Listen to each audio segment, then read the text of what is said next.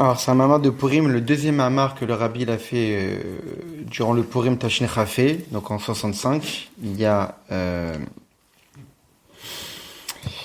60 ans. C'est un mamar qui est basé sur le premier passage du Masechet Megillah, donc une halakha. Ce qu'on va voir dans ce mamar, c'est la supériorité de la fête de Purim par rapport à toutes les fêtes. Et son rôle par rapport à notre pratique et notre attachement à Hachem durant toute l'année. Megillah, Nikret, Biod Aleph, Biod Bet, Biod Gimel, Biod Aleph, Bet, Devavlo, Parchot, Velioter. Donc la Megillah, elle peut être lue le 11, 12, 13, 14 et 15 Adar. Pas plus tôt, pas plus tard. Alors, aujourd'hui c'était le 11. Donc en réalité, à partir d'aujourd'hui, on pourrait lire la Megillah. Je dis bien on pourrait parce qu'en réalité, il y a trois catégories de personnes. Il y a ceux qui habitent les villages, ceux qui habitent les villes et ceux qui habitent les villes fortifiées. Ceux qui habitent les villes, donc comme nous, la plupart d'entre nous, on lit la Megillah, on fait Purim le 14. Ceux qui habitent les villes fortifiées comme à Yerushalayim, ils font Purim le 15. Maintenant, à l'époque, les villageois, eux, n'avaient pas forcément de lecteurs dans leur village, il n'y avait pas de grands connaisseurs, et donc ils n'avaient pas la possibilité d'avoir de lecteurs le 14. Ils avaient quand même l'habitude, tous les lundis, tous les jeudis, d'aller en ville, quand ils avaient un litige au tribunal, comme ils n'avaient pas de tribunaux. Donc ils étaient obligés d'aller en ville pour aller se faire juger. Donc ils se déplaçaient tous les lundis et les jeudis en ville. Si Purim tombait un mardi ou un mercredi, ou en tous les cas pas un lundi et un jeudi, il était difficile de les forcer à se déplacer 2 fois dans la semaine ou 3 fois dans la semaine en ville, sachant que ça leur demandait trop d'efforts. Donc qu'est-ce que les Chachamim ont institué? Les Chachamim ont institué que vu qu'ils sont là en ville le lundi et le jeudi, si par exemple Purim tombe mardi, donc ils pourraient le lundi, donc le 13, la veille, lire la Megillah. Ils demandaient à quelqu'un en ville de leur lire la Megillah. Si Purim tombait un mercredi, donc ils pouvaient lire le lundi, le 12. Si Purim tombait un Shabbat, et donc là à ce moment-là, ils pourraient lire jeudi. Donc si Purim tombait un dimanche, il pourrait lire le jeudi d'avant. Non, pardon, oui. S'il pouvait pas tomber Shabbat. Donc, s'il tombait un dimanche, il pouvait lire le jeudi, donc le 11. Ça veut dire au plus tôt le 11, à chaque fois le jour d'avant. Ça veut dire la première fois où ils allaient en ville, le jour d'avant. Donc, les villageois, ils peuvent lire la Megillah le 11, 12, 13. Ils peuvent lire la Megillah le 14. Si c'est tombé un lundi ou un jeudi comme les habitants de la ville. Et les habitants des villes fortifiées lisent le 15, pas comme cette année où ça tombe Shabbat. Et donc eux, ils lisent la Megillah maintenant, vendredi avec tout le monde. Donc on a toutes ces dates, on peut lire la Megillah. On pourrait se dire, oui mais aujourd'hui il n'y a plus ces dates-là. Aujourd'hui ces dates-là existent encore. Imaginons qu'une personne prend le bateau et n'aura pas, il sait que son voyage va durer énormément de temps, il n'aura pas de lecteur sur place, il n'aura pas de Megillah sur place. Le seul moyen de lire la Megillah, c'est de la lire avant de partir. Si c'est le 11, 12, 13, il pourrait lire la Megillah avant et s'acquitter de la misa de la Megillah, le 11, 12 et 13 Adar, il les lira sans bracha, mais il pourra la lire à ce moment-là, parce que le jour de Purim, il n'aura pas la possibilité de la lire. Donc même aujourd'hui, cette loi, que 11, 12, 13 sont des jours de lecture, est encore applicable. Maintenant le Rabbi Marash explique, et aussi dans un mamar du Rabbi Rashab, qui a été dit il y a 50 ans, donc 50 ans plus tôt de ces mamars-là, Al Yesod Divrei Ashla, en se basant sur les enseignements du Shla Kadosh, chez Yud Aleph, que le Shla Kadosh nous dit quoi? Le Shla Kadosh nous dit qu'en réalité, on voit que la Megillah se lit du 11 au 15. Or, 11, c'est la même valeur numérique que Vav et He, les deux dernières lettres du nom de Dieu. Vav 6, He 5, 6 et 5, 11. Au Prinat Vav et Deshem Havai. Et le dernier jour, on peut lire la Megillah, Ted Vav, c'est quoi? Chez Zéoassim, Vetachlit Bekret Megillah, Shareveloya Vorketiv, qui est la finalité, le but ultime de la lecture de la Megillah, puisque c'est marqué de la Megillah Veloya Avor, ça ne sera pas outrepassé, c'est-à-dire qu'on ne peut pas dépasser cette date du 15. Ou Prenat Yudke des Shemavai. 15, c'est la même valeur numérique de Yud et He, les deux premières lettres du Shemavai. Donc le Shla Kadosh nous dit qu'en réalité, la Megillah peut être lue du 11 au 15, comme si qu'en réalité, pendant tous ces jours-là, c'est un processus où on construit le Yud Kevavke, le nom de Dieu, de bas vers le haut. Le 11 vers le numérique 11, les deux dernières lettres du Shemavai, et le 15, le dernier jour où on peut lire la Megillah, les deux premières lettres du Shemavai. Ou les Haïr, et le Shla continue, le Rabbi rapporte ici entre parenthèses, Gam Ayadua, aussi d'après ce qui est connu, Shamispar des Yudalef, Yudbet, Yudgimel, Yudalef et Tedvav, que les quatre dates du 11, 12, 13, 14 et 15, donc les 5 dates, pardon, Biachad, donc si on additionne 11 plus 12 plus 13 plus 14 plus 15, ça fait 65. Et 65 c'est quoi? Obegamatria Adne. C'est la valeur numérique du nom Ado. Et alors? Chez Zéou Echal des Shem Havaye, qui en réalité c'est le Echal, c'est le sanctuaire dans lequel le Shem Havaye s'inscrit. On sait qu'on a le Shem Havaye. Dans la Chassidut, on explique qu'on a le Shem Havaye qui est le nom ultime, le nom de l'essence de Dieu. Et on a le Shem Adnut qui est un nom inférieur. On voit bien que le Louis Yudkevavke, on ne peut pas les lire. On le lit justement Adné. Comme si que le Yudkevavke, c'est le nom de l'essence de Dieu qui ne peut pas se dévoiler, qui est au-delà de la création. Mais le nom Adné qui vient du mot Adon, maître, parce que ça montre le lien entre Dieu et le monde. C'est pour cette raison de la Gemara dans Masechet Brachot, on dit que Dieu n'était pas appelé Adon jusqu'à que Avraham vienne et l'appelle Adon. Adon. Qu'on voit dans la Torah, dans Parashat Lech Lecha, on voit que c'est Avraham qui l'a appelé pour la première fois Adon, Dieu. Et on explique pourquoi. Parce qu'en réalité, c'est Avraham qui a fait connaître Dieu dans le monde. Avant Avraham, Dieu était séparé du monde. C'est Avraham, par le fait qu'il a répandu le monothéisme et la croyance en Dieu, il a fait que Dieu ne soit pas que Yud-Kevavke, un Dieu suprême au-delà de la création, mais un Dieu connu de la création. Donc il a appelé Adon. Et donc ici, on dit que le nom de Adné, c'est le Echal, c'est le sanctuaire, dans lequel le Shem Havaye va se dévoiler. Il continue, va Zénémar, et ça qu'il est dit, va Hashem Be'echal Kocho, il y a un verset qui est marqué dans Habakkuk, et le Shem Havaye, il est Be'echal Kocho, il est dans son sanctuaire. Et le nom Adné, c'est la même valeur numérique que le mot Echal, le sanctuaire. Qu'est-ce que ça veut dire? Ça veut dire qu'en réalité, ici, c'est comme si que la lecture de la Megillah, ces 5 dates de la lecture de la Megillah, c'est pour dévoiler le Shem Havaye, mais dévoiler le Shem Havaye tel qu'il est vu dans ce monde. Ça veut dire que la Megillah, on sait que Megillah, ça veut dire dévoiler. Megillah Esther, c'est dévoiler ce qui est caché. Donc c'est comme si à travers toutes ces dates-là, la lecture de la Megillah va nous permettre de dévoiler quelque chose qui est caché. Dévoiler qui? Le Shem Havaye, donc du Vav He, les 2 dernières lettres, Yud Aleph, le 11 Adar, jusqu'au 15 Adar, on reconstruit le Shem Havaye, et quand on additionne toutes les dates, ça fait Adné. Ça veut dire que l'idée, à travers les lectures de la Megillah pendant tous ces jours-là, c'est de justement dévoiler le nom de Dieu dans ce monde, faire connaître Dieu en tant que être suprême capable de s'investir dans le monde. Le Shem Havaye seul, c'est le divin qui est détaché du monde. Par contre, le Shem Havaye tel qu'il s'inscrit dans Adné, c'est le Shem Havaye qui se dévoile dans le monde. C'est pour cette raison qu'on dit que il est bien meilleur de répondre Amen à une bracha que de faire la bracha elle-même. Pourquoi? Parce que quand on fait la bracha, on prononce quel nom de Dieu? Yud-Kevavke. Par contre, le mot Amen, c'est la valeur numérique de Havaye plus Adné. C'est-à-dire qu'en réalité, à travers le Amen, on obtient les 2 noms de Dieu. Le Dieu au-dessus de la création, mais le Dieu qui est sans l'esprit de la création. C'est pour cette raison que quand on répond une bracha en disant Amen, c'est-à-dire quoi? J'y crois. Ta bracha, j'y crois, je la fais descendre dans ce monde. C'est pas quelque chose qui est théorique, j'y crois. Le Amen, c'est la jonction du Shem Havaye, le nom suprême, avec le Shem Adnut, c'est lui qui s'investit dans le monde. Et c'est ça que la Megillah est le 11. C'est-à-dire que le début de la lecture de la Megillah, ça que la Megillah est lue d'elle-même avec le nom de Yud-Kevavke, ça veut dire qu'en réalité, au départ, quand on commence à lire la Megillah potentiellement à partir du 11, c'est cette idée qu'on est en train de monter en créant, en faisant apparaître, en dévoilant le Yud-Kevavke, mais du bas vers le haut. Vaïnou, les fiches avodat à Adam, ibofen des melemata les malas, parce que l'homme, lorsqu'il sert Dieu, il fait du bas vers le haut. L'homme, vu qu'il est en bas, et donc il veut tendre vers Dieu. Si on veut tendre vers le nom de Dieu, Yud-Kevavke, on tend vers lui du bas vers le haut, non pas du haut vers le bas. Donc c'est pour cette raison que la lecture de la Megillah commence le 11, pour dire qu'on commence à construire, à dévoiler le Yud-Kevavke du bas vers le haut à partir des 2 dernières lettres Vavehe.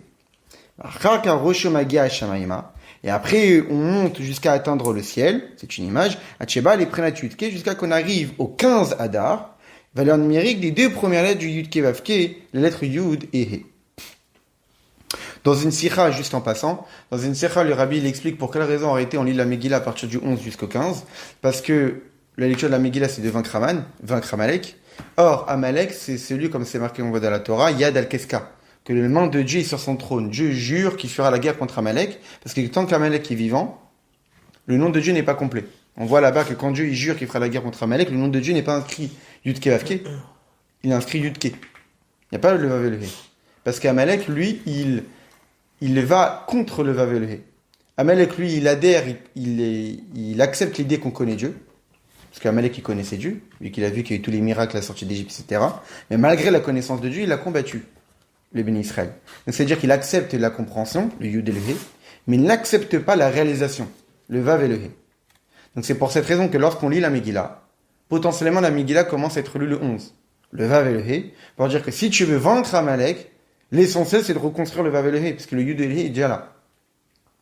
Donc, c'est pour cette raison qu'on commence potentiellement à lire la Megillah à partir du 11.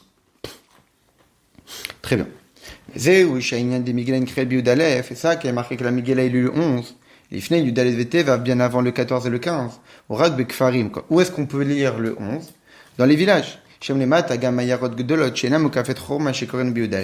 les villages est un endroit qui est inférieur aux grandes villes, même celles qui ne sont pas entourées de murailles. On lit le 14. Car Eizo Yergdola, c'est quoi une grande ville? Parce que quand on dit qu'il y a une différence de lecture entre un village et une ville fortifiée et ville, on voit la différence. Il y a une muraille, il n'y en a pas. Mais qu'est-ce qui différencie un village d'une ville?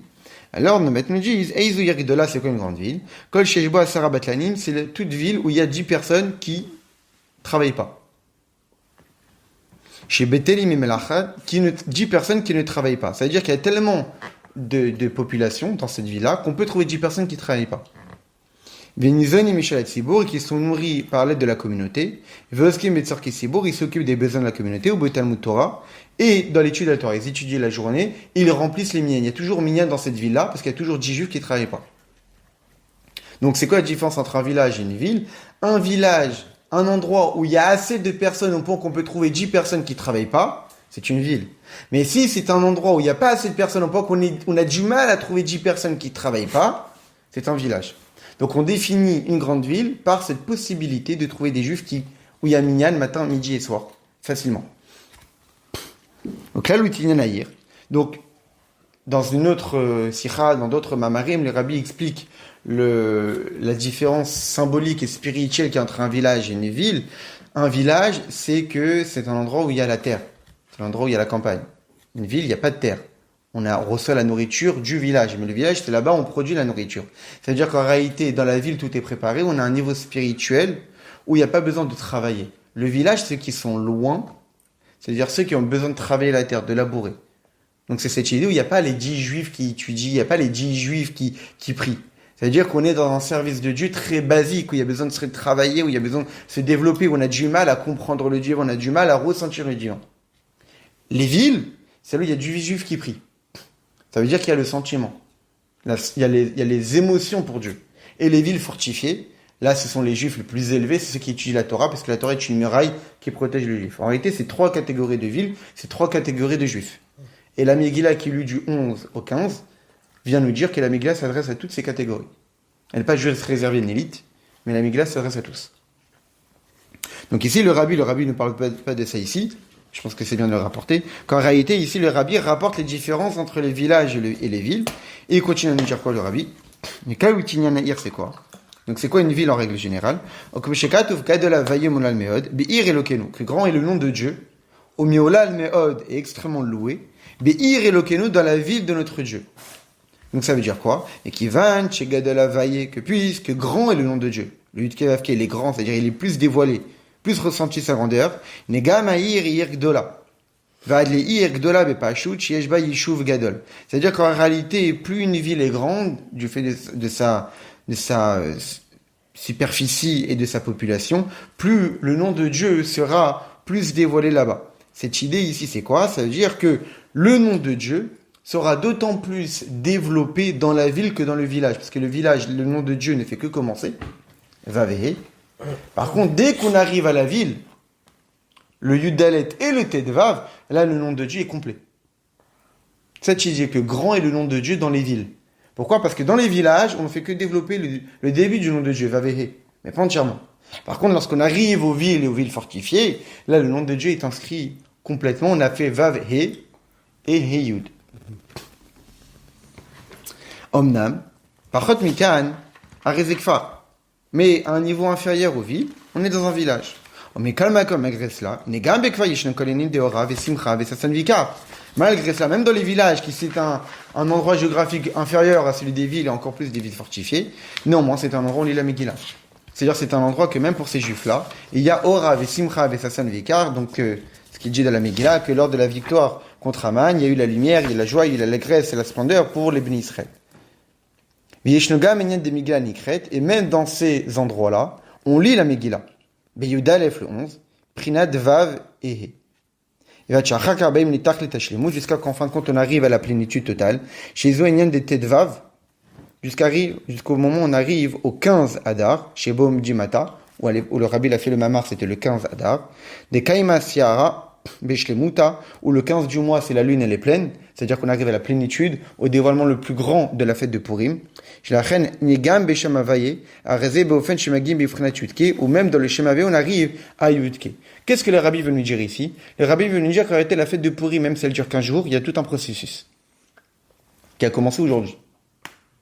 Le processus pour que la fête de Purim arrive à son paroxysme au niveau le plus élevé, c'est que ça commence à partir du 11, où on est en potentiel, on peut commencer à lire la Megillah. La notion de Purim, c'est cette notion de dévoiler le nom de Dieu, Yud-Ke Vav-Ke, ce qui est intéressant que le Yud-Ke Vav-Ke n'apparaît pas dans la Megillah.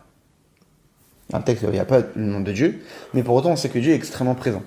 Et justement, à travers cette lecture de la Megillah, à partir du 11, 12, 13, 14, 15, c'est cette idée de dévoiler ce qui est caché. En commençant par le 11, pour le niveau le plus bas, du bas vers le haut, avec le Vav et le He, qui sont des lettres du nom divin, faisant référence plus à l'action, à l'émotion, et ensuite le niveau le plus élevé du nom divin, le Yud et le He, qui sont la réflexion les plus hauts niveaux du service de Dieu, mais là qui sont atteints lors du dernier jour de Purim, entre guillemets, le 15. Donc, c'est tout un processus pour atteindre le plus haut niveau de Purim, qui est le 15 Adar. Ce qui est intéressant que même si nous on fête le Purim le 14, d'une certaine façon, le plus haut niveau de Purim, c'est d'attendre le lendemain le 15. Et on verra encore dans le Mamar qu'encore plus élevé que le 15. Donc là, qu'est-ce qu'on comprend? On comprend qu'en réalité, Purim, c'est une continuité de 5 jours qui nous permettent, à travers ces lectures de la Megillah pendant ces 5 jours-là, en potentiel le 11, 12, 13, concrètement le 14 pour ceux qui habitent les villes, et le 15 à Yerushalayim et toutes les autres villes qui sont entourées de murailles, nous permet d'atteindre pleinement tout le potentiel qui se cache dans cette fête de Purim. Bête.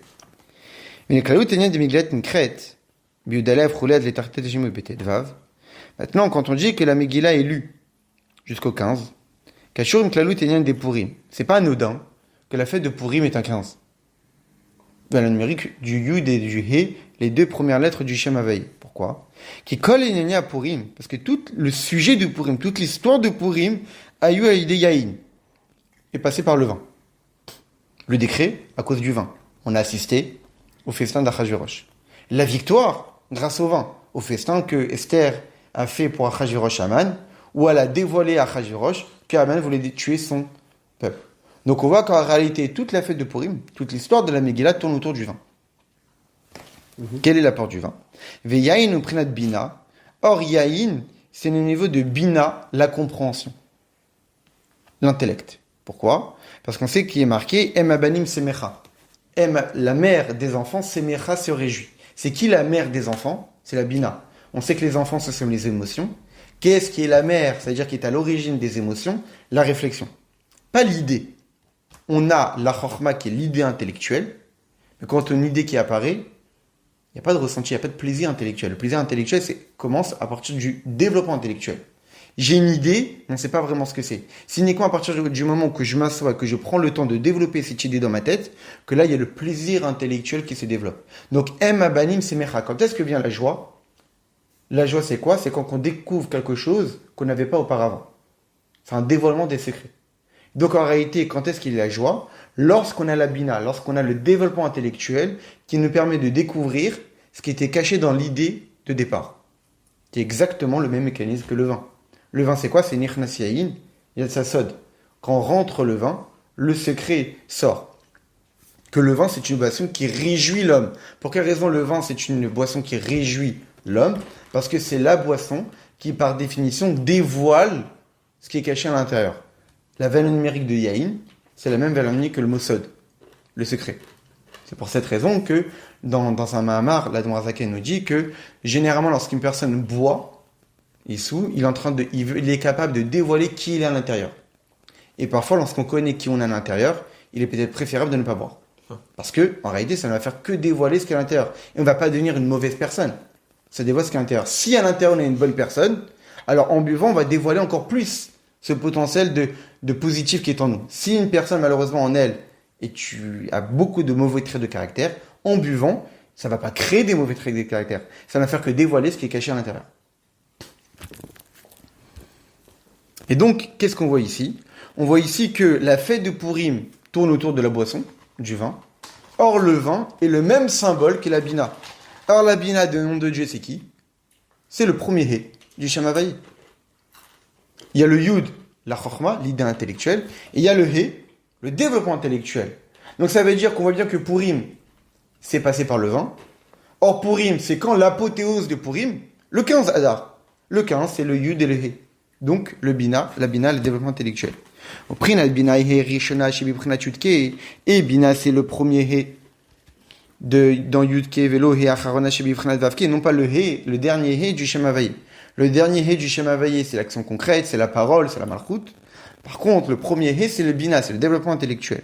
Vodzot, mais plus que cela, chez Gamayud, nimshach harkar behe prinat bina. Qu'en réalité, la bina, c'est pas quelque chose d'autre que l'idée. C'est qu'en réalité, l'idée se dévoile à travers la bina. Lorsqu'une personne s'assoit et essaie de réfléchir à l'idée qu'il avait au départ, il la développe en longueur, en largeur et en profondeur. Et donc, en réalité, dans le hé, il y a le yud.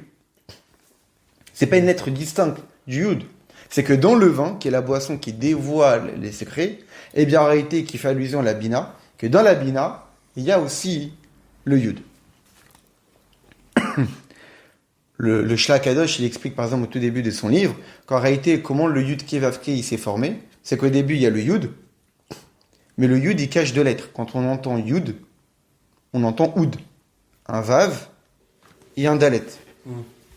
Qu'en réalité, c'est quoi? C'est le Yud, c'est comme l'homme, qu'à l'intérieur, il y a la semence, et qui va donner le masculin, la semence, à la féminité. Et donc, en réalité, il va faire jaillir ce qu'il a à l'intérieur pour la féminité. Eh bien, l'homme, c'est le Yud, il va dévoiler ce qu'il a à l'intérieur, qui est le Vav et le Dalet. Et le Vav et le Dalet, le Vav dans le Dalet, ça forme la lettre He. C'est-à-dire qu'en réalité, la lettre He est créée à partir de ce qui est caché dans la lettre Yud. Donc, la Bina, le développement intellectuel, ne fait que dévoiler que ce qui était caché dans l'idée de départ. Même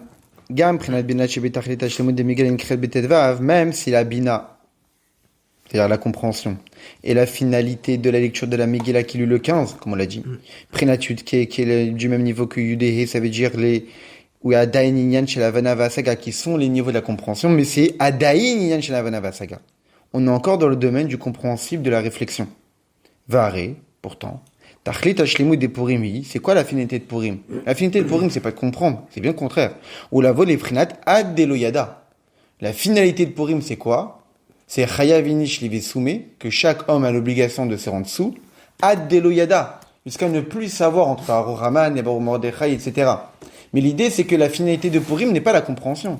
La finalité de Purim, c'est se mettre dans un état où, justement, on ne comprend plus. Ou la raison pour laquelle on dit Arur Haman et Baur Mordechai, c'est pas parce qu'on connaît la différence entre Haman et Mordechai, c'est parce que c'est quelque chose qui est viscéral. C'est nous-mêmes.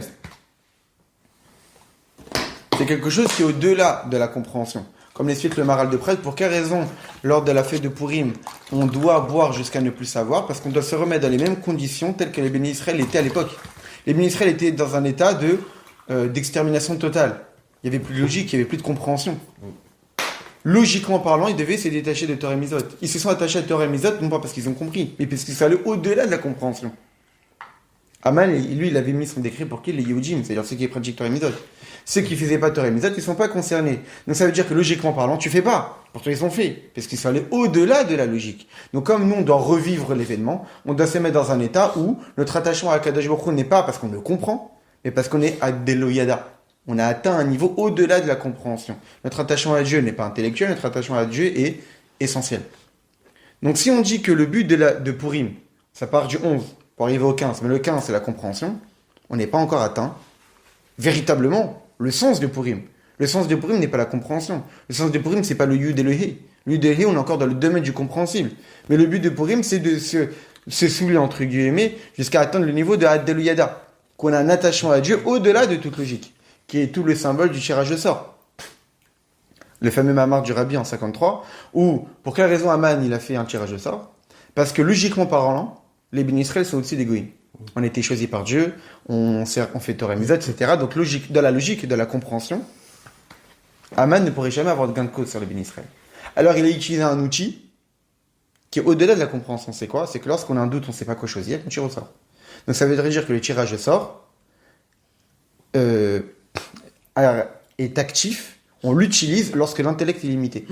Comme on a du mal à choisir logiquement parlant, j'utilise le tirage de sort pour choisir parce que l'intellect n'est pas assez fort pour pouvoir le faire à ce moment-là. Donc Aman a voulu atteindre un niveau du divin où dans ce niveau du divin, le niveau du divin du tirage de sort, qui est au-delà de la compréhension, peut-être que là-bas, moi en tant que goy, j'ai autant d'importance que le juif. Parce que c'est quoi un tirage de sort lorsqu'on a deux choses identiques qu'on a du mal à différencier? C'est-à-dire qu'il a voulu atteindre un niveau du divin où pour ce niveau du divin, qui est le plus haut niveau, un goy et un juif c'est pareil. L'obscurité et la lumière c'est pareil, le jour et la nuit c'est pareil, le haut et le bas c'est pareil, le bien et le mal c'est pareil. C'est pour cette raison qu'il a utilisé le tirage de sort. Donc on voit bien que toute l'histoire de Purim tourne autour de cette idée de, pas de la logique, de l'illogique. Alors, quand est-ce qu'on va atteindre ce niveau-là de Haddeluyada? Si Purim c'est du 11 au 15, alors il loue le Haddeluyada. Achénian, c'est quoi l'idée? Shavan, Avasaga, Ibet, Kreta Megillah. Quand est-ce qu'on a la compréhension? Lorsqu'on lit la Megillah. Là, on parle des 5 jours où on lit la Megillah. La Megillah fait référence à tout ce qui est compréhensible. Chez Tsarich Bekavana Roulé. À pied à la lorsqu'on lit la Megillah, il faut qu'on ait l'intention de s'acquitter de la Megillah, il faut qu'on comprenne le sujet. Il ne faut pas qu'on se dise que c'est une histoire. Il ne faut pas qu'on lise l'histoire à l'envers, et comme le dit le Baal Shem Tov, il ne faut pas non plus qu'on se dise que c'est une histoire ancienne, mais c'est une histoire qui se répète. C'est-à-dire que la Megillah, c'est quelque chose qui est compréhensible. Donc quand on est dans le domaine, ça veut dire dans les jours, ou dans le temps, dans la période de la lecture de la Megillah, oui, on est dans le domaine de la compréhension, de la logique, de la réflexion.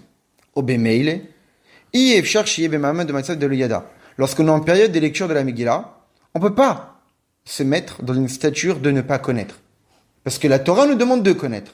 La Torah nous demande de comprendre. La Torah nous demande de savoir l'histoire qui s'est déroulée et d'écouter la Megillah en comprenant ce qui est dit. Mais après que la Megillah est lue le 15, donc après le 15 du mois,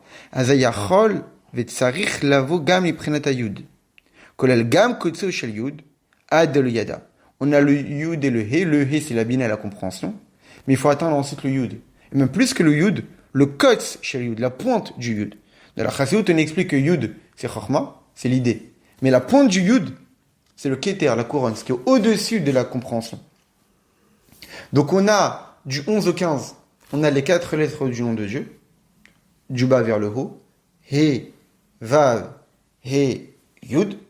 Mais après ces 5 jours de lecture de la Megillah, où on a l'obligation de comprendre l'histoire, de connaître l'histoire, donc dans le domaine du compréhensible. Ensuite, on doit atteindre la pointe du Yud, le Keter, donc Ad Deloyada jusqu'à ne plus connaître.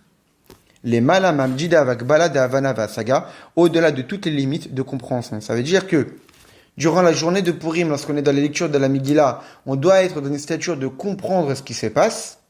Après la lecture de la Megillah, on doit essayer de se détacher de ça et sortir de nos conditions humaines et de rentrer dans une connexion avec Dieu beaucoup plus profonde que ce qu'on peut comprendre. C'est-à-dire un lien avec Dieu comme les bénis Israël faisaient à l'époque. On ne comprend pas. Ça nous dépasse complètement, mais on est quand même attaché à Hachem. Comment y arriver?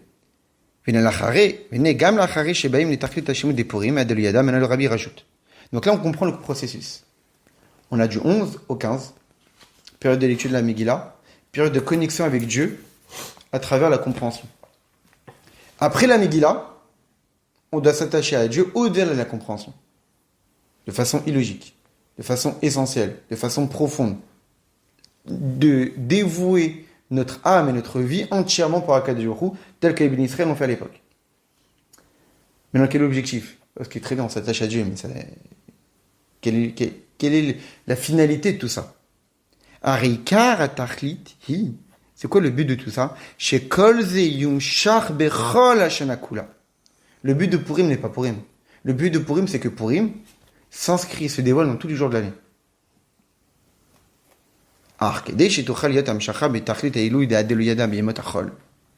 Mais comment arriver de façon à ce que cette finalité qui est notre attachement à Dieu viscéral dans l'essence même de notre neshama, au-delà de toutes les compréhensions, dans des jours profanes de l'année? Là, ici, le rabbi va nous expliquer comment Purim va s'étendre sur tous les jours de l'année. Donc, on a un Purim qui a commencé depuis le 11, d'une certaine façon, jusqu'au 15. Mais Purim ne s'arrête pas le 15, en réalité. Purim doit continuer toute l'année. Pourquoi? Parce que cet attachement à Dieu doit nous accompagner tous les jours de l'année. Mais comment, d'un niveau si élevé, qui est Adéloyada au-delà de toute la compréhension, va pouvoir se dévoiler un mercredi après-midi d'automne en plein mode Cheshvan? En pleine année, comment avoir ce niveau-là? Comment ce niveau-là peut se dévoiler dans des jours aussi basiques et standards? Et là, le rabbi nous dit, Purim, pour qu'il se dévoile durant tous les jours de l'année, il va utiliser un intermédiaire entre Purim et les jours profanes. Purim, c'est le niveau le plus élevé. Les jours profanes, les jours les plus bas. Qu'est-ce qui va permettre de passer de l'un à l'autre? Les jours de fête. Les jours de fête de Pessah, Shavuot et Sukkot, ça qui est assez exceptionnel que j'ai rabbi ici dans ce Mahama, c'est que les Yamim Tovim, le Yom Tov, va permettre à Purim de se dévoiler dans l'année. C'est-à-dire des jours de fête, où on ne travaille pas. C'est des mitzvot, c'est des fêtes de la Torah. Ils ne sont pas au-dessus de Purim. Ils servent Purim. Purim, c'est le niveau le plus élevé et qui va utiliser les jours de fête qui vont faire le passage entre Purim et les jours profanes de l'année. Pourquoi? Intermédiaire. C'est quoi l'idée?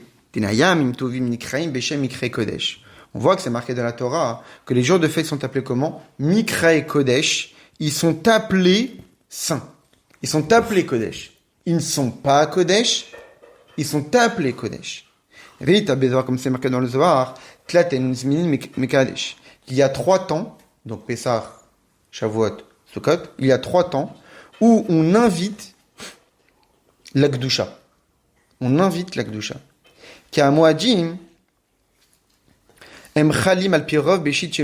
Parce que majoritairement, les jours de fête ont des jours de la semaine. Ça tombe pas un Shabbat.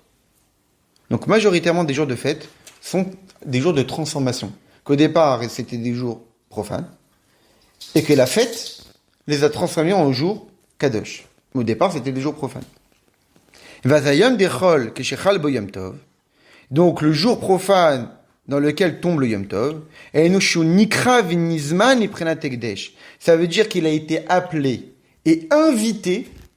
Zman, c'est un temps, mais Azmana, c'est aussi invité. A été invité à la Kedusha. Comme cela, on voit dans les côtés Torah de notre parasha, donc à l'époque c'était parasha de Tzav, chez Shabbat, que vous garderez le Shabbat parce qu'il est saint. Le Shabbat n'est pas appelé saint, le Shabbat il est Kodesh. Subtilité. Kodesh Elyon, Kodesh Mile Begarme, parce que le Shabbat est un jour qui dès le départ est Kodesh. Dans la Chassidut, on explique la différence entre Kodesh et Kadosh. Quelque chose qui est Kodesh, c'est-à-dire quelque chose qui est fondamentalement, essentiellement Kadosh.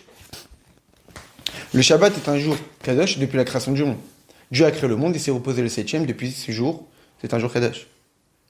Par contre, les jours de fête, ce sont des jours profanes que les bénis Israël vont modifier en jours de Gdusha. Mais ils ne sont pas Kodesh, ils sont Kadosh. C'est quoi Kadosh? C'est qu'au départ, c'était pas Kadosh, mais qu'on a dévoilé la Gdusha dans ces jours profanes pour devenir quelque chose de Kadosh. Donc il y a ce qui est Kadosh, il y a ce qui est Kodesh. Le Shabbat, il est Kodesh, c'est-à-dire que essentiellement, il est saint. Les Yamim Tovim, au départ, c'était des jours profanes, qu'on a transformés en jours Kadosh. Machen Ken Yom Tov, Nikra Mikra Kodesh. Les Yom Tov ne sont pas Kodesh, ils sont appelés Kodesh. Et Arab Alma Mekedesh Elyon, ça veut dire qu'en réalité, ils proviennent d'un rayonnement de la Gdusha. Il y a la référence qui est Shabbat, il y a les jours profanes, et il y a le Yom Tov qui est intermédiaire entre le Shabbat et le jour profane, qui va transformer un jour profane en un jour Kadosh. Mais par l'aide de qui? Du Shabbat. Qui Adam Shikore le Chavero, comme un homme qui appelle une autre personne. Okmo Shakriya be Adam le Chavero beshmo. Quand j'appelle quelqu'un, je l'appelle comment? Par son prénom. Est-ce que le prénom c'est lui? Non. C'est un prénom. C'est quelque chose qui s'extériorise. Mais c'est pas la personne. Quand on dit que les jours de fête sont appelés saints, ils ne sont pas saints, ils sont appelés saints, ça veut dire qu'en réalité, les Yamim Tovim, c'est comme des noms de Gdusha. Il y a la Gdusha, qui est la référence, mais de cette Gdusha-là, c'est dévoiler un rayonnement sur les jours profanes pour devenir des jours Kadosh. Donc Shabbat est un jour qui est fondamentalement Kadosh, essentiellement Kadosh, de nature Kodesh. Un jour de fête, c'est un jour qu'on a appelé Kadosh. C'est que son nom, c'est pas ce qu'il est. Extérieurement, on a dévoilé de la Gdusha. Mais fondamentalement, c'est pas ce qu'il est. Il n'est pas comme le Shabbat. C'est pour cette raison qu'on voit que durant les Yom Tovim, il y a des permissions que durant Shabbat, on n'a pas. Shabbat, tous les travaux sont interdits. Pourquoi? Parce que on est vraiment de la Gdusha la plus suprême, complètement détaché de la matière. Yom Tov, il y a des permissions, tout ce qui concerne la nourriture. Pourquoi? Parce qu'en réalité, au départ, c'est un jour profane qu'on a dévoilé la Gdusha là-dessus. Très bien. C'est-à-dire qu'on a juste appelé Kadosh, on a dévoilé la Gdusha, un rayonnement de Gdusha là-dessus. Donc c'est ça qu'on les appelait des jours saints, on les a appelés ainsi, parce que c'est juste un rayonnement, une Ehara, un rayonnement de la Gdusha du Shabbat. Vinimsa, qu'est-ce qu'on voit de là? Shinyan Yamim Tovim, que c'est quoi un Yom Tov?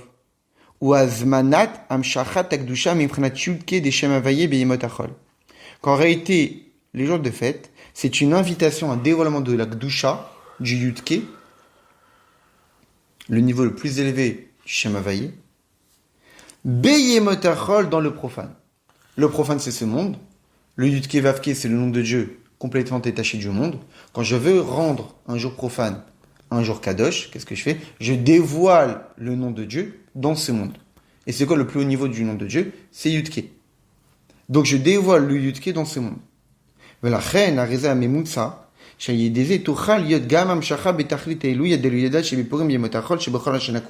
Donc étant donné que Yom Tov, c'est un jour qui au départ est un jour profane, qu'on a transformé en un jour Kadosh, Purim, c'est Ad Deluyada, c'est le niveau le plus élevé du divin. On ne fait qu'un avec l'essence de Dieu, pas avec un nom de Dieu. On avait dit Purim, c'est du 11 au 15. Mais ça crée le nom de Dieu, le nom. Par contre, Purim, c'est pas le nom de Dieu. Dans la Megillah, le nom de Dieu n'apparaît pas. Pourquoi? Parce que Purim, c'est un développement non pas d'un nom de Dieu, mais de l'essence de Dieu. Mais le Rabbi nous dit que le but, que cet attachement qu'on a avec l'essence de Dieu, puisse nous accompagner toute l'année. Mais comment cet attachement avec l'essence de Dieu, qu'on a pu obtenir par un jour unique, qui est Purim. Rappelons-nous que Purim, c'est la référence de Yom Kippour. C'est Yom Kippourim. Yom Kippour, il est que comme Purim. La référence, c'est Purim. Donc, d'une certaine façon, le jour le plus élevé de l'année, c'est Purim. Où le juif est capable de dévoiler un lien avec l'essence de Dieu. Preuve, la Megillah, il n'y a pas le nom de Dieu. Mais comment ça peut se dévoiler dans des jours profanes? Alors, il nous faut un intermédiaire. Quel est l'intermédiaire entre la Gdusha exceptionnelle de Purim et un jour standard de l'année, c'est un Yom Tov. Pourquoi? Parce qu'un Yom Tov, c'est un jour profane qui s'est transformé en un jour Kadosh. Donc c'est une sorte d'intermédiaire qui a un semblant de Gdusha de Purim, parce qu'il a le Yud et le He, et il a un jour profane au départ. Donc le pont entre le lien exceptionnel qu'on a avec Dieu le jour de Purim et un jour profane de l'année où on a l'impression qu'il n'y a pas vraiment de Gdusha, c'est justement le Yom Tov. Donc qu'est-ce qu'on comprend de là? On comprend que les Yamim Tovim de l'année, Pessah, Shavuot et Sukkot, vont permettre à notre Purim de pouvoir nous accompagner durant toute l'année. C'est-à-dire que le niveau spirituel exceptionnel qu'on va pouvoir atteindre à Purim, où des fois on est au-delà de nous-mêmes, on a un amour de Dieu exceptionnel, on a envie de danser avec Hachem, etc. Parce qu'on a lu la Megillah, parce qu'on a bu, parce qu'on est joyeux, etc. On aimerait bien que ces sentiments profonds qu'on a avec Dieu puissent nous accompagner toute l'année. Et ben ça va dépendre des jours de fête. Parce que l'Akdoucha des jours de fête va permettre ces passages, ce niveau exceptionnel qu'on a pu atteindre le jour de Purim, durant tous les jours de l'année. Le rabbi, dans les références, il avait rapporté un mamar d'Admorazaken dans l'Écoute Torah, dans Parashat Veikra. Là-bas, l'Admorazaken, il explique en réalité toute cette symbolique de jour de fête, comment un jour de fête est créé, entre guillemets. Parce qu'en réalité, un jour de fête, il est créé par les Juifs. Au début, c'est un jour profane. Et du fait qu'on a sanctifié le mois, qu'on a défini que tel jour était le premier Nissan, donc automatiquement, 15 jours après, c'est Pessah. Donc ça veut dire que c'est le Juif qui crée la fête. Shabbat, c'est pas, l'homme n'a pas de rôle à jouer dans le Shabbat. Le Shabbat, c'est fixé depuis la création du monde, c'est tous les 7 jours. Par contre, un jour de fête dépend quand est-ce que le Beit Din a décrété que c'était le début du mois. Il a décrété que c'était le début du mois, donc dans 15 jours, c'est la fête. Donc ça veut dire que la fête dépend de la décision du Juif. L'Admorazaken, dans ses Mahamar, il dit qu'en réalité, un jour de fête, c'est comme un roi qui invite quelqu'un dans son palais. Il y a le palais du roi, il y a un ushpizin, un invité, qui n'était pas dans le palais, mais on va l'inviter dans le palais. Le palais du roi, c'est le Shabbat. L'invité, c'est un jour de semaine. On va l'inviter dans le palais, mais que lui, normalement, on n'était pas là-dedans. C'est la transformation d'un jour profane en un jour de fête. Et il dit là-bas que la Gdusha exceptionnelle qui va se dévoiler lors d'un jour profane dépend pour qu'un jour profane puisse s'élever de la Gdusha du Shabbat et devenir un jour Kadosh, il faut pour que la Gdusha du Shabbat puisse se dévoiler dans un jour profane et devenir un jour de fête, il faut qu'au départ, il y ait une élévation. C'est-à-dire qu'au départ, il faut qu'il y ait un rayonnement de Gdusha qui puisse descendre dans le jour profane pour y arriver. Et il explique là-bas que c'est le Juif. Le Juif est un chaliard de Dieu. Dieu, c'est celui qui est l'être Kadosh suprême. Donc c'est lui qui est la source de la Gdusha. Qu'est-ce qui va faire en sorte que le sec Gdusha-là de Dieu va pouvoir se dévoiler dans un jour profane? C'est un chaliard de Dieu. Qui est le chaliard de Dieu? Les bénis Israël. Pour quelle raison nous sommes les shlochim de Dieu? Parce que shliar shladam kemoto. Un émissaire, il est à l'image de celui qui l'a mandaté. Donc, puisque un émissaire est à l'image de celui qui l'a mandaté, puisqu'un juif est Adamé l'Elion, un juif est appelé Adam, parce qu'on ressemble à Dieu. Donc, au même titre que Dieu, il a la source de la Gdusha, le juif, on est des shluchim de Dieu, on sera capable de prendre la Gdusha de Dieu et sanctifier un jour profane. De la même façon qu'un homme qui a envie de se marier avec une femme, il peut envoyer un émissaire pour être mécoudéché de sa femme à sa place, alors que c'est pas le mari. Mais il ressemble au mari, il a la capacité de faire ces kiddushin-là. Eh bien, le juif, il est capable d'être le chaliard de Dieu et prendre de la gdusha de Dieu et de la dévoiler dans un jour profane. Au même titre, entre guillemets, de ce que Dieu a fait avec le Shabbat au début de la création. Donc ça, c'est un jour, ça c'est les Yamin Tovim. Donc qu'est-ce qu'on comprend de là? Déjà, quelque chose d'assez exceptionnel, c'est que Purim, c'est au-dessus de tout ça.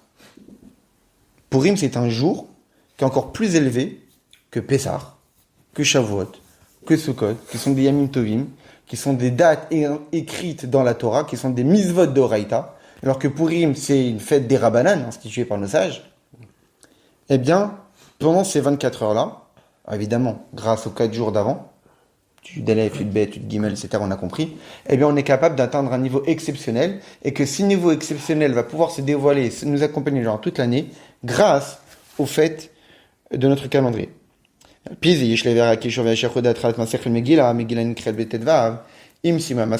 Donc, au tout début du Mamar, le Rabbi, il a basé son Mamar sur le début du traité Megillah. Que la Megillah peut se lire le 11, 12, 13, 14, 15. Là, le Rabbi fait le lien avec la fin du traité Megillah. Qu'est-ce qui est marqué à la fin de la traité Megillah?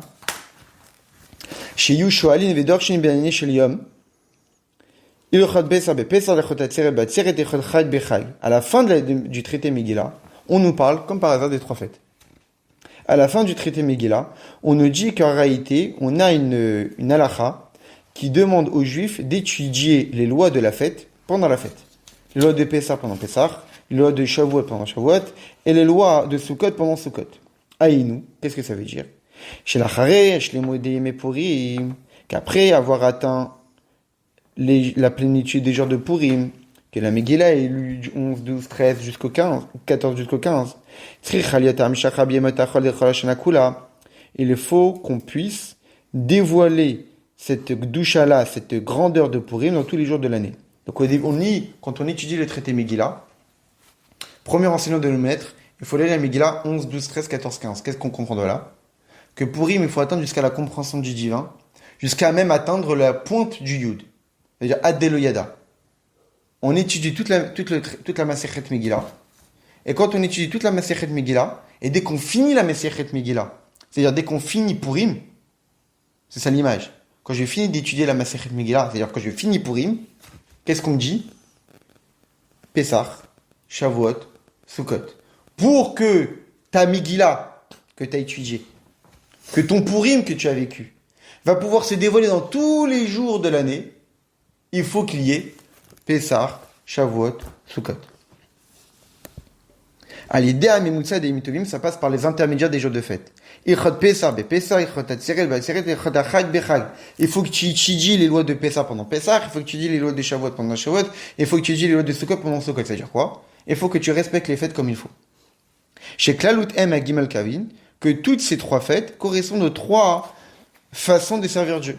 Kava Chesed, Avodat Avram Avin, ou Inyan al-Chot Pesach Bepesach. C'est-à-dire servir Dieu par bonté, qui est Avram Avinu. Pourquoi? Parce qu'on dit que les 3 fêtes ont été instituées à l'image des 3 patriarches. Avram Avinu, on dit de lui qu'il a fait Pessah. Quand on voit qu'il a reçu les Malachim, on voit qu'il a fait des matzot. Donc on voit qu'Avram correspond à la fête de Pessah. Donc le Chesed. Ensuite, Kavak Gvura, il faut servir Dieu par rigueur. Qui est qui? Avodat Yitzhak. Qui est tout le service de Dieu d'Yitzhak, comme on sait. Shaita Mitor Pachad, on sait qu'il y a marqué dans la Torah, Pachad Yitzhak. Que Yitzhak est servir Dieu par crainte de Dieu. Chez Zoyin Lechot Atzeret Batseret, que à travers Yitzhak, il y a eu la fête de Shavuot. Quel rapport? Que lors du don de la Torah, on dit qu'il y a eu un son du shofar tellement fort qui a inspiré la crainte chez le peuple. Or, Yitzhak servait Dieu par crainte, et le shofar, c'était Yitzhak, avec le bélier, qu'il a remplacé lors du sacrifice. Comme on dit que le son du shofar, c'était par le shofar du bélier d'Yitzhak. Donc Yitzhak correspond à la fête de Shavuot. Donc Pessah, Chesed, Avraham, Shavuot, Gvura, Yitzhak, Velchot, Achag, Bechag, et étudier les lois de Sukkot pendant Sukkot, quelle avoda de Yaakov correspond au service de Dieu de Yaakov, chez Bon Neymar, Olmiknu, Asa Sukkot, comme c'est marqué que Yaakov, il a fait des cabanes pour son bétail. Donc quoi que Yaakov correspond à la fête de Sukkot. Donc les fameuses tentes, Oel Yaakov, Yeshev Walim, que Yaakov est installé dans les tentes. Donc qu'est-ce qu'on voit de là? On voit qu'en réalité, le Purim, qui est l'attachement à l'essence de Dieu, quand cette essence de Dieu, quand notre attachement à l'essence de Dieu, on va vouloir la dévoiler durant tous les jours de l'année, il faut que ça passe par toutes les facettes du service de Dieu. Pessah, le Chesed. Shavuot, la Gvura. Et Sukkot, Tiferet. Yaakov. Validé, Yamin Tovim Elu, Nishlam Venistayem et Inan de Megillah Nikret. C'est ça qui est fort. C'est-à-dire qu'en réalité, grâce aux jours de fête de l'année, on peut finaliser la Megillah. C'est-à-dire qu'en réalité, Purim a commencé aujourd'hui, en réalité, le 11, et tout le processus de Purim sera fini le dernier jour de Sukkot, d'une certaine façon.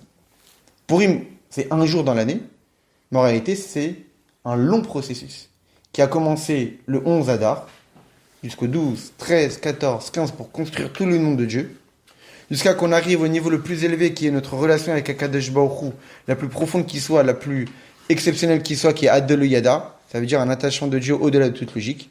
Mais ce niveau-là d'attachement à Dieu, qui est l'attachement qu'on souhaite avoir, c'est dire que dans n'importe quelle circonstance, quels que soient les obstacles, et je vais pas réfléchir, je vais faire la volonté de Dieu. C'est quelque chose qu'on aimerait avoir durant tous les jours de l'année.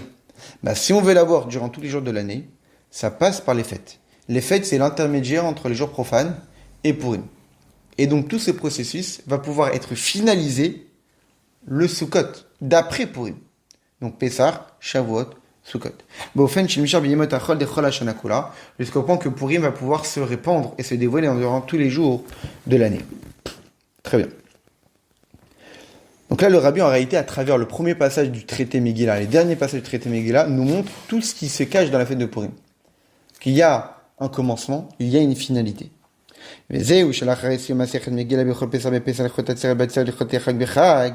Maintenant qu'après qu'on a fini la Megillah, après qu'on a fini le traité, on a compris que Purim, en réalité, commence le 11, et en réalité finit Sukkot. Quand on finit une Masechet, qu'est-ce qu'on a l'habitude de dire? On fait un sioum, et on lit une phrase, Adran alach Masechet Megillah. C'est-à-dire quoi? Je vais revenir et te réétudier Masechet Megillah. Je t'ai fini, mais je vais te réétudier. C'est-à-dire que Purim commence le 11 en réalité, finit en réalité à Sukkot, mais après, qu'est-ce qu'on s'est dit? Je vais la réétudier la Masechet Megillah. Chez Chosrim Odapam, la Tralata Masechet. Qu'encore une fois, je vais réétudier le traité Megillah. Megillah Nikret, Shikret Megillah Yebeyemot Achol Davka. Ça veut dire quoi? Après que j'ai fini tous ces processus, qu'est-ce que je vais pouvoir faire? Je vais pouvoir la relire. Mais après Sukkot, il y a quoi après Sukkot? Des jours profanes. C'est-à-dire qu'après tout ce processus, je vais pouvoir la relire la Megillah, mais dans des jours profanes. C'est-à-dire que maintenant que j'ai fini tous ces travaux-là, Purim va pouvoir s'étendre dans tous les jours profanes de l'année. Shikret la Megillah Yebeyemot Achol Davka. C'est-à-dire quoi? Je vais pouvoir relire la Megillah en les liquant. Un jour profane. L'obiyom à Shabbat. On ne peut pas lire Shabbat. Là, justement, cette année, ou pour ceux d'Yerushalayim, Purim, ça tombe quand? Ça tombe Shabbat. Nous, c'est vendredi. Pour ceux qui habitent Yerushalayim, c'est Shabbat. Quand est-ce qu'ils lisent le Megillah? Vendredi. Pourquoi? Parce que la Megillah ne peut pas être lue Shabbat. Pour quelle raison la Megillah ne peut pas être lue Shabbat? Share Megillah be Shabbat lo Karina, on ne peut pas lire la Megillah Shabbat. Maïtama, pour quelle raison? Akol Chayavim Mekret Megillah. Even Akol Beke Mekret Megillah. Tout le monde a l'obligation de lire la Megillah, mais pas tout le monde ne sait la lire. Alors, comme on a la crainte que le jour de Purim, quelqu'un va prendre sa Megillah et la sortir dans le domaine public pour aller demander à quelqu'un de lui apprendre comment la lire, alors on ne lit pas la Megillah pendant Shabbat, à l'image du shofar pendant Rosh Hashanah qui tombe Shabbat. On ne sonne pas du shofar pendant Rosh Hashanah qui tombe Shabbat, de peur que quelqu'un le transporte dans le domaine public. Mais qu'est-ce qu'on comprend de là? On comprend de là que la Megillah ne se lit pas à Shabbat. La Megillah se lit un jour profane. Pour quelle raison? Parce que c'est l'objectif. L'objectif, c'est pas que la Megillah soit lue un jour saint. L'objectif, c'est que la Megillah soit lue un jour profane. C'est-à-dire que l'objectif, c'est que le Purim, notre attachement à l'essence de Dieu, puisse se dévoiler et transformer même les jours profanes. Va filolo bisman shumikre kodesh. Et même pas un jour de Yom Tov. Comme Biyam Tovim Shasferim Biasat Melacha, comme un des jours Yom Tov où on n'a pas le droit de travailler. Il a créé Megillah Idavka Biyam Shemutar Biasat Melacha. On voit bien que Purim est un jour où on a le droit de travailler. Et là, regardez la référence 32. Il dit d'aller voir deux références, et entre autres le Sha'arei Orah de la Admor Mitzvah. Dans le Sha'arei Orah de la Admor Mitzvah, là-bas, il explique pour quelle raison Purim n'est pas un jour de fête. On n'a pas le droit de travailler. En réalité, au départ, on raconte que Mordechai voulait que Purim soit un jour où on n'a pas le droit de travailler. En fin de compte, ça n'avait pas été tenu dans le peuple. On ne pouvait pas faire en sorte que ce jour-là, on ne peut pas travailler. Pour quelle raison? Parce qu'en réalité, Purim, c'est au-dessus de ça. Pour quelle raison Shabbat, on n'a pas le droit de travailler? Pour quelle raison Yom Tov, on n'a pas le droit de travailler? Parce qu'en réalité, en présence du roi, ces actes-là font obstacle à la sainteté de la présence du roi. Et donc, on se met en condition pour profiter de la proximité avec le roi. C'est comme si on rentre dans un palais. Il faut qu'on soit habillé convenablement. Et on ne peut pas faire n'importe quel geste devant le roi. C'est conditionner notre attachement au roi. Mais si notre attachement au roi est conditionné par une absence d'acte, ça signifie que le roi qu'on a en face de nous est un roi qui est limité. Puisqu'il y a certains actes qui font obstacle à sa grandeur. Le jour de Purim, on n'est pas attaché à un dévoilement divin. On n'est pas attaché à un nom de Dieu. On est attaché à l'essence de Dieu. Or pour Dieu, l'obscurité et la lumière, c'est pareil. Pour Dieu, un travail n'est pas un obstacle. Dieu est partout pareil. L'essence de Dieu est autant à Yerushalayim qu'à Pemesouba, à Livry-Gargan, qu'à Rome, à Paris, etc. Le dévoilement divin, oui. L'essence de Dieu est partout pareil. Dieu n'est pas géographiquement différent dans un endroit par rapport à un autre. Parce que l'essence de Dieu est au-delà de toutes les limites. Étant donné que le jour de Purim, on est Ad-Deloyada, on dévoile l'essence de Dieu, celui qui n'est pas mentionné dans la Megillah. Parce que Purim, c'est pas un jour où le nom de Dieu est dévoilé. C'est un jour où l'essence de Dieu est dévoilée. Bah, Purim ne pouvait pas être un jour où on ne travaille pas. Parce que si Purim est un jour où on ne travaille pas, ça signifie que c'est un jour où notre connexion avec le divin est limitée. A besoin qu'on s'empêche de travailler. C'est pour cette raison qu'on dit que Yom Kippour, il est comme Purim. Parce que Yom Kippour, c'est un jour extrêmement kadosh. Et pour cela, il faut quoi? Ne pas travailler, ne pas manger, ne pas dormir, ne pas se laver. C'est-à-dire qu'on s'enlève toute trace de matérialité pour ressentir la gdusha extrême de Yom Kippour. Yom Kippour n'est que comme Purim. Parce que Purim, c'est encore plus élevé. Pour quelle raison c'est plus élevé? Parce que Purim, c'est quoi? Tu peux manger, tu peux travailler, tu peux avoir un comportement, tout ce qu'il y a de plus normal comme n'importe quel jour profane. Mais tu es avec l'essence de Dieu. Parce que l'essence de Dieu est conditionnée par elle. Donc c'est pour cette raison qu'en réalité, la Megillah et Lucan n'ont pas le Shabbat, n'ont pas Yom Tov, mais un jour profane. Parce que c'est ça Purim. Purim, c'est l'essence de Dieu qui se dévoile partout. Pas conditionné par des actes particuliers, mais qui se dévoile partout.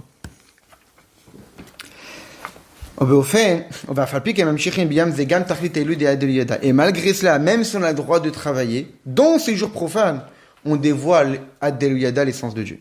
Il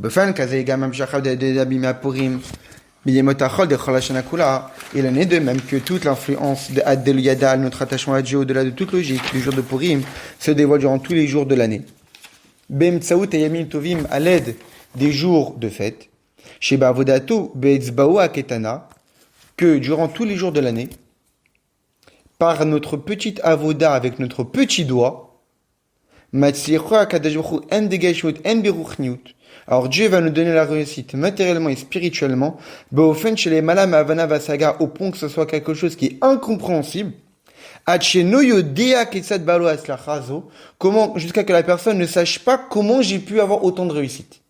C'est-à-dire qu'en réalité, grâce à Purim, si on est capable de dévoiler le Purim durant tous les jours de l'année, ce juif-là sera capable de connaître une Hatzlacha matérielle et spirituelle au point qu'il sera Ad-Deluyada. Il va se poser la question, c'est incompréhensible.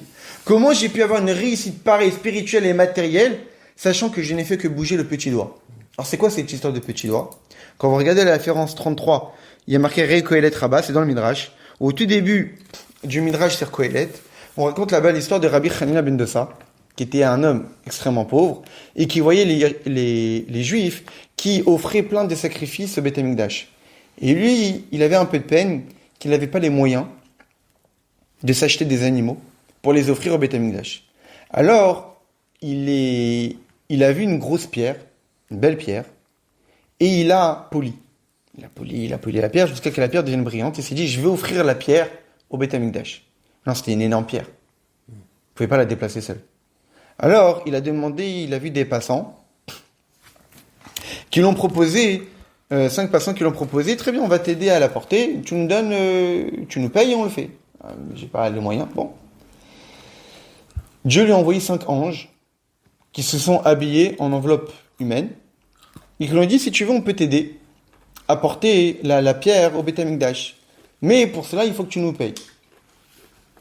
Tu nous paieras après, mais au moins, mets ton doigt sur la pierre, pour montrer que tu participes.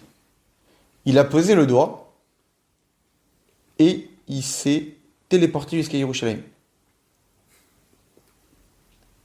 Il a tourné la tête, ils étaient plus là.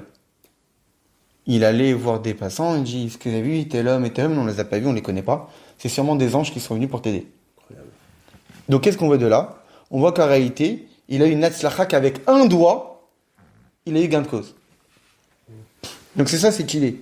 Ça qui est assez exceptionnel. C'est que le rabbi, par allusion, il rapporte cette histoire pour montrer ce que Purim est capable d'apporter aux juifs durant l'année. C'est un juif est capable que durant Purim, il fait un vrai Purim. Et durant tous les jours de l'année, durant les Yamim Tovim, Pessah, Shavuot et Sukkot, il fait des vraies fêtes. Il sera capable d'atteindre ce niveau, d'avoir une réussite au-delà de toute logique matérielle et spirituelle durant l'année. Parce que son Purim, il accompagne.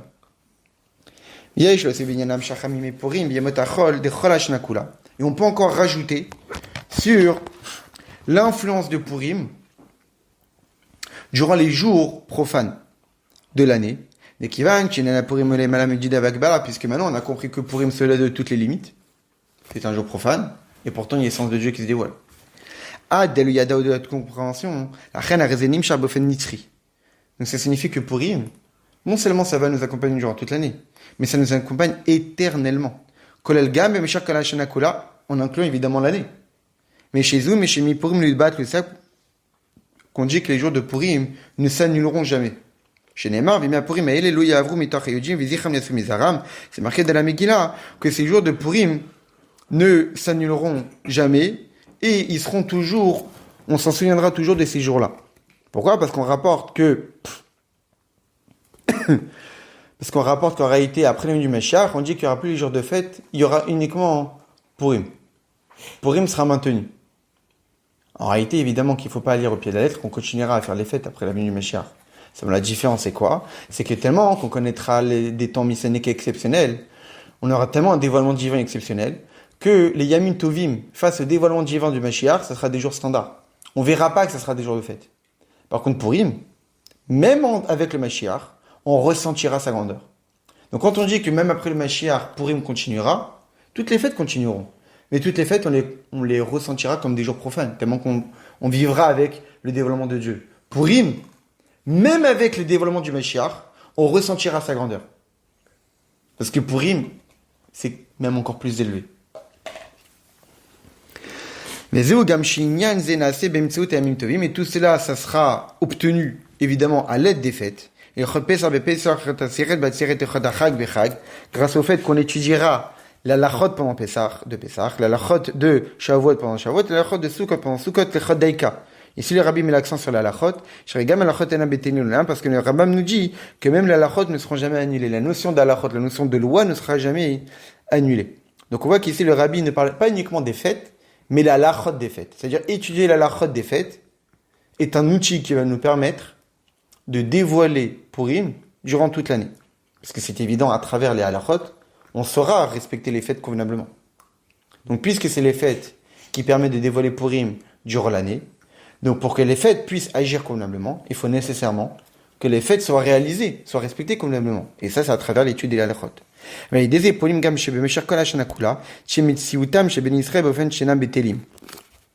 De la même façon que Purim ne peut pas être annulé, que Purim est une fête éternelle, mais si on est capable de faire en sorte que Purim nous accompagne durant toute l'année, ça va faire en sorte que les bénis Israël deviennent un peuple qui ne peut pas être annulé. Au même titre que Purim ne peut pas être annulé, les bénis Israël sont atteints un niveau et ne peuvent pas être annulés. Et là, Om Jim Betok les bénis Israël deviennent un peuple éternel, en Ma'al Nishlichotam Alamaden, et qui sont capables de réaliser leur mission dans ce monde-ci. Le cas que grâce à Purim, on sera capable de construire le troisième Beth Amikdash, qui est un binyan nisri, qui est un édifice éternel. C'est-à-dire qu'en réalité, Purim, c'est ce qui donne la force aux Juifs d'avoir cette force d'éternité. Or, on a besoin de cette force d'éternité pour construire un édifice éternel. Faire venir le Mashiach, ça veut dire faire venir une Géoula éternelle, en construisant un édifice éternel. Donc, on doit produire de l'éternité. Qu'est-ce qui est la référence dans l'année de l'éternité? La fête éternelle. Et la fête éternelle, c'est Purim. Donc on comprend qu'en réalité, le jour de Purim, c'est un jour d'un enjeu exceptionnel. Au-delà de toute compréhension. Avur HaKadosh pour Dieu, chez Gambizvan Agalut Bofen de Netzar Selava Ed, chez Noefsek. Au point que, même en galoute, Dieu est un Dieu éternel. Donc en réalité, grâce à la fête de Purim, les bénis Israël deviennent un peuple éternel qui construisent un édifice éternel pour un Dieu éternel. Et ça sera dévoilé. C'est pas juste une théorie. C'est la pratique, c'est concret. C'est au Gamina Megillah, parce que c'est la Megillah. La Megillah, c'est quoi? Milachem Giloui. Donc quand on a dit que tout le processus commence par le potentiel de lecture de la Megillah le 11, 12, 13 et concrètement le 14 et 15 Adar, donc ça commence par la lecture de la Megillah. C'est-à-dire ça commence par cette idée de dévoilement. Purim, c'est quelque chose d'exceptionnel, mais qui se dévoile. C'est quelque chose de concret qu'on peut réaliser, qu'on peut vraiment vivre. Et donc, lorsqu'on réalisera cette promesse, que l'honneur de Dieu sera dévoilé, que chaque chair verra que c'est la bouche de Dieu qui parle lors de la venue du Mashiach Tzidkenu. Donc en réalité, la fête de Purim est une fête fondamentale, centrale, essentielle durant toute l'année, qui va permettre à un juif d'atteindre l'éternité, de dévoiler l'éternité de Dieu sur terre.